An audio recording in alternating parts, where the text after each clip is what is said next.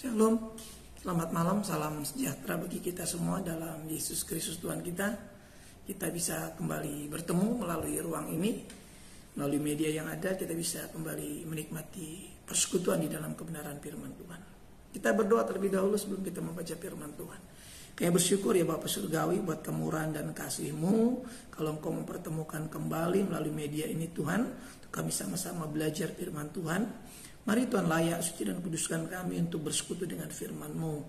Sehingga selepas mendengar firman Tuhan boleh timbul kekuatan, damai sejahtera, kasih dan pengharapan. Terlebih iman kami semakin dikuatkan. Menjelang kedatangan Tuhan kami tetap didapati bertumbuh. Dan kami boleh hidup sesuai dengan kehendak dan rencana-Mu ya Tuhan. Terima kasih Engkau sudah menghadirkan kami dalam kehidupan ini untuk menikmati kemurahan dan kasih-Mu senantiasa. Terima kasih dalam nama Yesus Kristus, pimpin pemberitaan ini sampai dengan selesainya. Tuhan Yesus dipermuliakan, dalam Kristus kami berdoa. Amin. Bapak Ibu Saudara yang dikasihi oleh Tuhan, pada malam hari ini kita akan membaca firman Tuhan di dalam Injil Yohanes. Ayat ini sudah tidak asing lagi, sering kali kita jumpai. Namun kita akan terus belajar setiap saat melalui kebenaran firman Tuhan ini. Yohanes pasal 4 ayat yang ke-34. Kata Yesus kepada mereka, makananku ialah melakukan kehendak Dia yang mengutus aku dan menyelesaikan pekerjaannya. Yesus hadir, Yesus dihadirkan bagi kita manusia yang mau diselamatkan, yang saat ini kita sudah diselamatkan karena kita percaya dan menerima Yesus sebagai Tuhan dan Juru Selamat kita secara pribadi. Kita bisa melihat bahwa kehendak Bapa di dalam diri Yesus itu terlaksana. Karena kehendak Bapa bagi Yesus adalah mati bagi manusia. Mati untuk menyelamatkan manusia, itu kehendak Bapa bagi Yesus. Dan Yesus harus melakukan kehendak ini. Saudaraku, kita menderita sebagai orang percaya tentu berbeda dengan penderitaan Kristus. Penderitaan Golgota adalah penderitaan khusus buat Yesus. Yesus harus menderita di atas kayu salib. Ya. Namun kita diberikan salib untuk kita pikul dalam kehidupan kita berupa tanggung jawab hidup benar, tanggung jawab hidup kudus dan melakukan kehendak Allah. Ya. Menjadi menderita ketika kita tidak siap, ketika daging kita masih terlalu kuat, keinginan jasmani kita lebih kuat, ya terjadi pertempuran. Ini menyiksa memang dalam batin kita, seperti pelajaran beberapa waktu yang lalu saya katakan. Namun kita akan bisa menikmati penderitaan itu jikalau kita hidup dalam kehendak Allah, walaupun seringkali juga terjadi dalam diri kita roh berkehendak, daging ini lemah, tubuh ini lemah, tubuh ini kadang nggak bisa dibawa dalam kehendak Allah. Namun kita terus berdoa supaya kita disehatkan dalam tubuh ini, ya. Karena tubuh ini juga masih penting sebagai alat persembahan, alat penyembahan. Bukan cuma alat penyembahan, tapi alat sebagai persembahan juga. Sehingga hidup yang saat ini kita hidupi, berapapun usia kita, hidup ini masih pantas dipersembahkan untuk Tuhan. Ya, ini menjadi kehendak Tuhan bagi kita. Ya, Yesus melakukan kehendak Bapanya. Dia menyebutnya sebagai tindakan makan, sebagai aktivitas makan. Ya tentu kita bukan Yesus, ya. Namun kita punya tanggung jawab yang diberikan teladan oleh Yesus, ya, supaya kita hidup sama seperti Yesus hidup, kata Paulus. Kehendak Tuhan bagi setiap orang tentu berbeda-beda ketika kita melakukan kehendak. Ya, perhatikan, melakukan kehendak. Apakah itu kehendak Tuhan? Ya, kita harus tahu. Nah, di dalam Bilangan pasal 1 itu ayat 1 sampai 3, Musa itu dibenarkan. Apa tindakan Musa? Waktu dia menghitung barisan Israel. Ini kehendak, tindakan yang dilakukan Musa itu dibenarkan. Tapi dalam 2 Samuel 24 ayat 1 dengan 3 sampai 3, tindakan Daud menghitung barisan perang itu disalahkan dan mendatangkan hukuman. Jadi kehendak Tuhan dalam diri setiap orang percaya pun berbeda-beda. Ya, apakah kehendak yang kita lakukan itu kehendak Tuhan atau tidak? Maka kita harus bisa menangkap apakah ini kehendak Tuhan, kehendak Bapa. Seringkali kita dalam koridor yang mungkin kita anggap itu rohani, ya, kita anggap wah ini sudah melakukan kehendak, ternyata dipersalahkan. Musa menghitung barisan umat Israel itu dibenarkan. Ya dalam Bilangan 1 ayat 1 sampai 3. Nanti saudara bisa baca dalam kasus itu, ya dalam kisah itu, dalam peristiwa itu Musa dibenarkan. Tapi dalam 2 Samuel 24 ayat 1 sampai 3, Daud menyuruh Yoab menghitung. Itu mendatangkan hukuman. Dipersalahkan oleh Tuhan. Jadi mari kita belajar memahami kehendak Tuhan, melakukan kehendak Tuhan ya. Karena memahami kehendak Tuhan dan melakukan kehendak itu sama pentingnya, saudara. Sama pentingnya. Ya, kita melakukan kalau kita salah memahami, ya, ini juga menjadi dipersalahkan. Makanya memahami dan tindakan melakukannya sama pentingnya. Betapa pentingnya kita memahami kehendak Tuhan supaya dalam melakukan tindakan kita itu menjadi kehendak Tuhan, menjadi tindakan Tuhan di dalam diri kita. Kehendak Tuhan itu sangat penting bagi kita. Saudara, ini dikasihi Tuhan di dalam 1 Yohanes. Kita melihat dalam 1 Yohanes, kenapa saya katakan sama pentingnya dan begitu penting ya kita melakukan kehendak daripada Tuhan. 1 Yohanes pasal 2 ayat yang ke-17. Dan dunia ini sedang lenyap dengan keinginannya, ya, tetapi orang yang melakukan kehendak Allah tetap hidup selama-lamanya. Melakukan kehendak Tuhan ini kenapa saya katakan sangat penting, dan memahami kehendak Tuhan sangat penting, sangat pentingnya. Kenapa?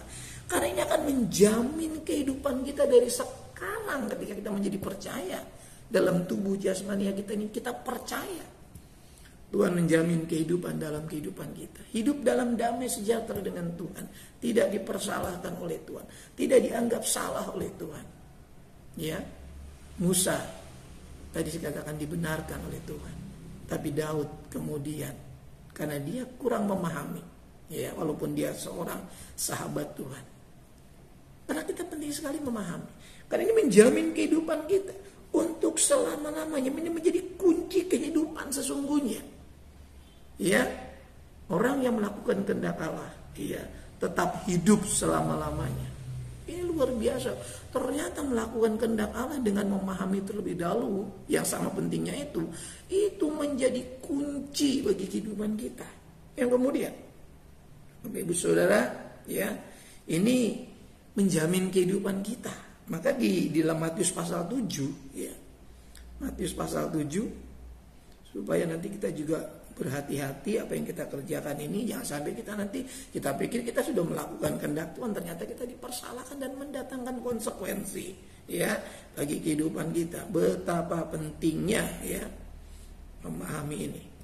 Bukan setiap orang yang berseru kepadaku Tuhan, Tuhan akan masuk dalam kerajaan surga, melainkan dia yang melakukan kehendak Bapakku yang di sorga. Berseru-seru kepada Tuhan, banyak pemahaman ini. Ya, bisa juga kita mungkin menyerukan nama Tuhan dalam pujian, menyerukan Tuhan di dalam doa, di dalam penyembahan kita menyebut nama Tuhan. Tuhan itu dahsyat, luar biasa. Tapi kita tidak memahami esensi itu. Ya, itu yang membuat kita tidak dikenal, ya. Ya, melakukan kehendak Tuhan harus dibarengi dengan pengertian pemahaman di dalam hati, saudara. Karena ini menyangkut mulut dan hati, ya, percaya yang mengandung keselamatan, yang membuat kita ditolak. Tuhan, bukankah aku telah bersuruh mengusir setan demi namamu? Tentu mengusir dengan mulut, ya. Aku mengajar, ya, bisa juga. Dan bahkan kita, Tuhan, bukankah kau telah mengajar, ya, kami? Engkau telah berjalan di kota kami, mengajar di kota kami. Tuhan, aku nggak kenal kamu. Sorry, maaf. Ya, bukankah aku telah ini dan itu demi nama, semua atas nama Tuhan. Ya, kita melabelkan, menyematkan itu dalam nama Yesus. Tapi kenapa harus berakhir fatal? Ya, hanya orang yang melakukan kehendak. Bukankah tadi itu juga melakukan kehendak? Ya, sama halnya tadi. Orang-orang ini, ya mengusir setan, ya, berseru-seru seperti itu. Banyak ayat yang menunjukkan ke arah sana. Tapi pada akhirnya Yesus katakan bukan itu. Tapi mereka yang melakukan kehendak. Apakah mereka tidak melakukan kehendak? Ya, mereka pikir itu melakukan kehendak. Sama seperti Daud tadi. Daud pikir itu benar. Disuruhkan kepada Yoab, panglimanya. Tapi ternyata salah. Yang membuat Daud dihukum. Ada konsekuensi. Ini harus kita pahami. Karena Tuhan mengenal hati. Ya, Tuhan mengenal hati manusia. Apakah hati kita sungguh-sungguh percaya? Ya, perhatikan. Yang membuat ditolak, pasti ketidakpercayaan. Yang membuat tidak dikenal, pasti ketidakpercayaan. Itu disebut dengan kejahatan. Makanya Yesus katakan, "Nyalah kamu hai pembuat kejahatan, aku tidak mengenal kamu." Walaupun dia berkata, aku sudah berseru-seru, aku sudah mungkin mengusir setan. Bahkan mereka katakan, "Kau sudah mengajar kami di jalan-jalan kota kami." Bapak Ibu Saudara dikasihi Tuhan, melakukan kehendak Tuhan membuat kita masuk ke dalam surga. Itu hidup selama-lamanya. Ya. Jadi hidup yang sekarang pun kita bisa hidupi dengan penuh damai, sejahtera, sukacita karena kita dibenarkan dalam apa yang kita tindak lanjuti dari firman yang kita terima itu. Karena firman yang kita terima harus kita tindak lanjuti dalam sebuah tindakan yang disebut dengan melakukan kehendak Allah. Karena melakukan kehendak Allah adalah yang sesuai dengan apa yang kita dengar dari firman Allah, yang kita yakini, kita imani menjadi timbul iman, baru kita tindak lanjut. Itu yang dikatakan melakukan kehendak Allah. Melakukan kehendak Allah bukan tiba-tiba kita mendadak lakukan. Kita pikir inilah kehendak Tuhan. Ya, makanya melakukan kehendak Tuhan itu nggak lepas dari selesai mendengar, ya memahami, yakin timbul iman, direnungkan, yakin percaya, lakukan, tindak lanjuti. Itu melakukan kehendak Allah. Karena penundaan selalu beresiko, saya katakan. Banyak orang sudah dengar firman Tuhan lalu nggak dilakukan, pasti beresiko. Ya, pertama kemudian lupa, lalai melakukan kehendak Allah pun beresiko. Makanya dikatakan jangan lalai, jangan lemah, jangan macam-macam saudara perintah itu. Jangan. Karena itu beresiko semua. Maka penting sekali kita bertindak proaktif dengan kehendak Tuhan, merespon. Cepat tanggap apa yang Tuhan mau. Kalau kita mau hidup damai sejahtera, bahkan hidup kekal selama-lamanya di dalam surga, Saudaraku, kita hanya bisa menemukan itu di dalam hubungan kita dengan Tuhan. Seberapa jauh kita berdoa, seberapa jauh kita memaknai doa kita. Kita nggak cuma beraktivitas setiap hari dalam doa. Pagi kita berdoa, malam. Tapi apakah kita memahami apa yang kita kerjakan di dalam doa? Mengapa kita berdoa? Pernahkah kita bertanya, mengapa kita berdoa? Mengapa saya harus berdoa?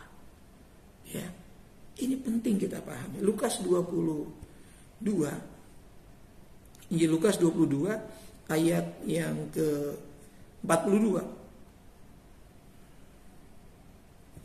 "Ya Bapakku, jikalau engkau mau, ambillah cawan ini daripadaku, tapi bukanlah kehendakku melainkan kehendakmu lah yang terjadi." Ini kalimat ini waktu Yesus hendak menghadapi Kalvari, ya, penyalipan, ya. Doa menjadi cara yang dipakai Yesus untuk menemukan, ya, kehendak Allah dan memastikan kehendak Bapaknya bagi dirinya. Apa Yesus tidak tahu? Yesus tahu, tapi Yesus harus memantapkan ini.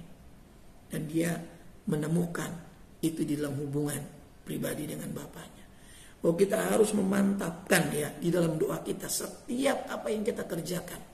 Sebelum kita melakukan apa yang kita yakini dan percayai setelah mendengar firman Tuhan, maka kita berdoa setelah membaca firman Tuhan supaya kita menemukan, ya, menemukan kehendak itu di dalam hubungan kita, ya, yang menemukan dan memahami kehendak itu.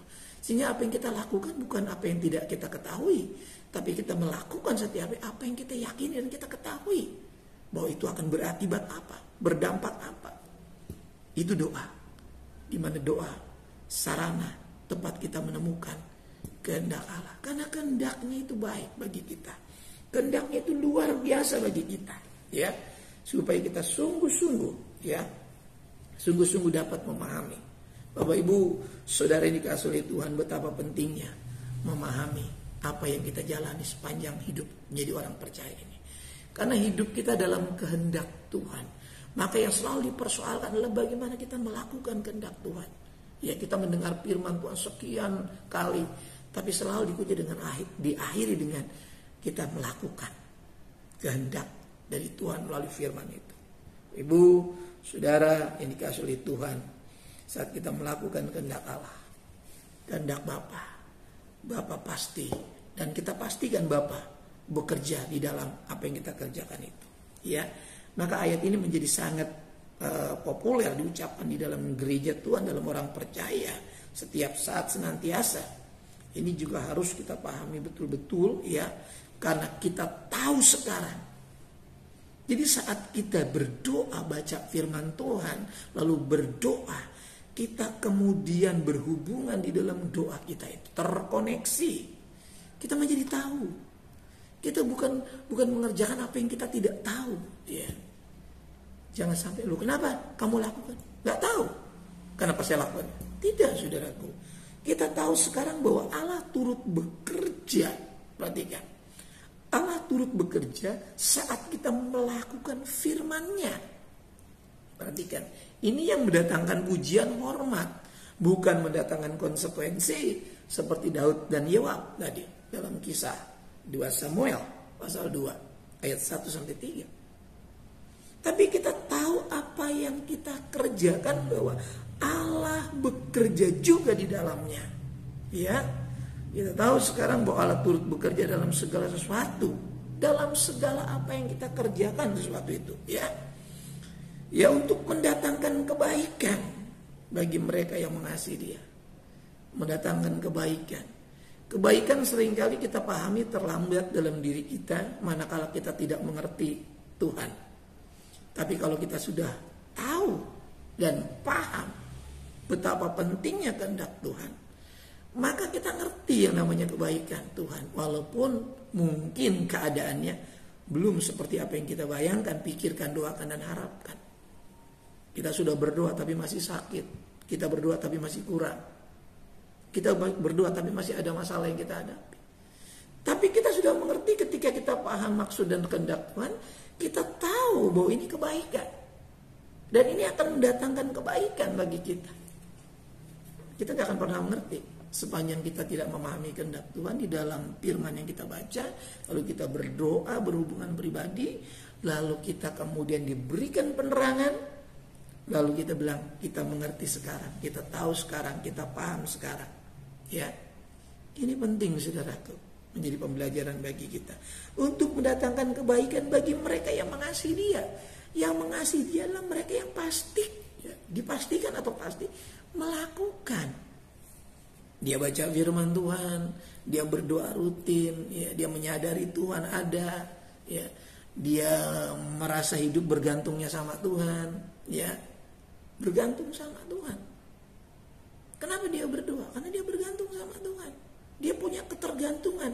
Ya, kalau bahasa yang mungkin agak sedikit menyimpang, kayak kecanduan dengan Tuhan. Ini kan bahasanya kata berbeda. Tapi kenapa orang-orang yang berlaku negatif itu menjadi kecanduan? Karena mereka bergantung. Tapi kita nggak pernah mungkin merasa begitu tergantungnya sama Tuhan. Ini yang harus kita tanamkan. Kita harus merubah cara berpikir kita, bahwa hidup kita itu begitu bergantung sama Tuhan. Ini akan berefek luar biasa. Maka hidup kita akan dijamin, dan apa yang kita alami pasti kebaikan-kebaikan yang kita tahu, yang kita mengerti dan kita pasti terima. Walaupun mungkin masih sedang menuju pada keadaan itu, tapi kita sudah bisa merasakan bahwa ini kebaikan Tuhan. Walaupun mungkin kita belum sembuh, belum sehat sempurna, mungkin kita belum mengalami kelimpahan secara materi mungkin. Contoh kecil saja. Karena itu bukan tujuan yang paling utama. Semua dibutuhkan dan semua pasti dipenuhi. Tapi itu bukan tujuan utama kita. Tuhan pasti lakukan itu. Namun Tuhan punya proyek yang paling utama. Tuhan punya tujuan yang paling utama. Menjadikan kita sempurna seperti Yesus. Ini, saudaraku yang dikasihi oleh Tuhan. Jadi bagi mereka yang mengasihi Dia, yaitu bagi mereka yang terpanggil sesuai dengan rencana Allah. Terpanggil atau dipanggil, ini soal kita. Apakah sudah merasa terpanggil? Apakah sudah merasa sudah dipanggil? Ini kan persoalan kita. Ketika saudara merasa enggak terpanggil, saudara akan enggan melakukan yang namanya berdoa dan baca firman Tuhan dan beribadah. Karena saudara merasa enggak menjadi penting dalam proyek Tuhan. Tapi kalau saudara merasa terpanggil, ya, ketika saudara dipanggil dari sebuah perusahaan untuk bekerja, saudara merasa penting. Saudara merasa dihargai, lamaran saudara diterima. Ketika saudara diterima oleh Tuhan, apakah saudara merasa penting bagi kerajaan Allah? Ini kan persoalan kita. Ketika saudara dipanggil oleh Tuhan, Tuhan membutuhkan saudara. Mau nggak saudara dan saya terlibat? Kita dipanggil untuk tujuan Tuhan, untuk keselamatan banyak orang, untuk memberkati banyak orang, bukan cuma untuk diselamatkan dan diberkati. Ini yang harus kita buang dari cara berpikir kita. Ini yang dibilang kita kerdil, mampet berpikir. Rencana Tuhan itu besar, bukan cuma memberkati kita dan menyelamatkan kita. Tuhan mau memberkati semua orang dan menyelamatkan semua orang. Luas panggilan Tuhan, besar panggilan Tuhan. Dahsyat, saudaraku. Kalau cuma melulu soal kita, terlalu kecil panggilan itu, saudara. Panggilan itu luas. Setelah kita dipanggil, banyak orang juga akan dipanggil. Melalui kita bisa menjadi saluran. Yesus sudah menyelesaikan pekerjaannya dalam misi penyelamatannya. Maka untuk amanat agung, Tuhan memilih kita untuk memberitakan tahun rahmat Tuhan juga, untuk menyampaikan kabar baik bagi mereka yang miskin dan tertindas, terikat. Mari, kita nggak perlu pergi ke ujung dunia sana, ke kutub utara sana. Di sekitar kita, di keluarga kita, ada mungkin yang masih malas untuk masuk dalam kerajaan surga. Kita sudah ada. Kita sudah ada di area keselamatan ini. Mau gak kita mengerjakan ini? Kita sudah ditangkap Kristus. Mau gak kita maksimal mengasihi Yesus? Mau gak kita sungguh-sungguh mencintai Yesus? Lebih daripada apa yang kita terima. Seperti minggu yang lalu saya katakan. Abraham, Ayub, mereka orang-orang yang mengasihi Tuhan lebih daripada apapun. Lebih dari berkat-berkat Tuhan. Lebih dari sekedar panggilan dan rencana Tuhan. Tapi dia sungguh-sungguh mau mengasihi Tuhan. Karena tujuan-tujuan Tuhan yang luar biasa. Yang terakhir, saudaraku, Ibrani pasal 13 ayat yang ke-20.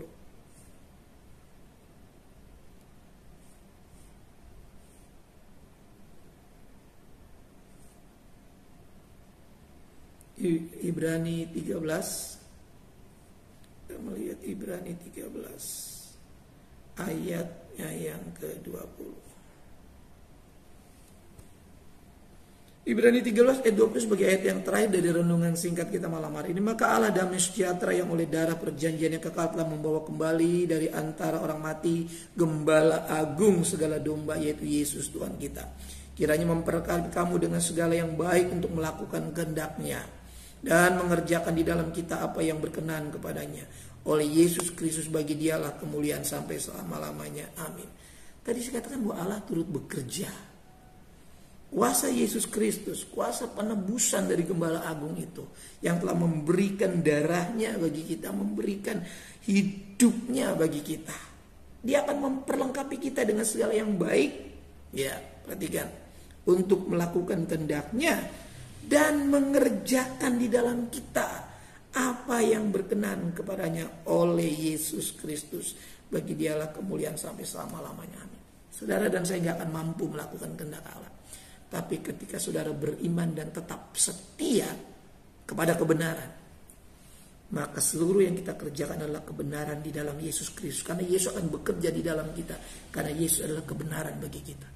Dan kebenarannya akan memerdekakan kita dari rasa enggan, rasa malas dalam melakukan firman Tuhan.